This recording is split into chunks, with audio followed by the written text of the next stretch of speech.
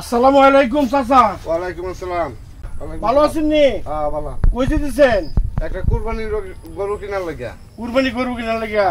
ও তা আপনার ইয়া কই, মা বাপ কোথায়? মা বাপ তো বাড়িতে না। বাড়িতে না?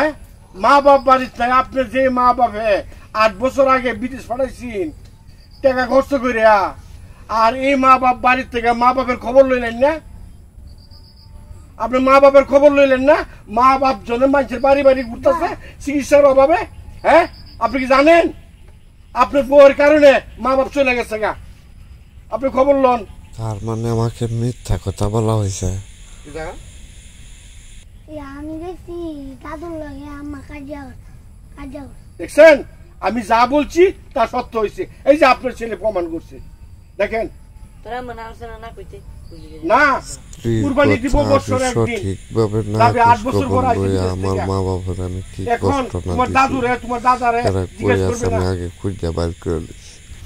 ঠিক আছে বাবা, আগে আমি আমার মা বাপ কই আছে খুঁজে বাইর করে আইনা তাদের চিকিৎসা করাম এবং তাদের ন্যায্য হক পাওনা যেটা আমার কাছে আমি এটা তাদেরকে বুঝাই দিয়া এরপরে চিন্তা দ্বারা করাম যে মা বাবার অর্ডার লই আমি কুরবানির চিন্তা করাম। এর আগে কোনো কুরবানির চিন্তা করতাম না। কোনো আমার আনন্দ নাই। আমার আনন্দ আমার মা বাপ, যার লাগে আমি দুনিয়া দেখছি, দুনিয়ার আলো বাতাস পাইছি, আর যাদের জন্য আমি বেহেজ পাইম, আমার এদের দরকার, আমার অন্য কিছু দরকার নাই।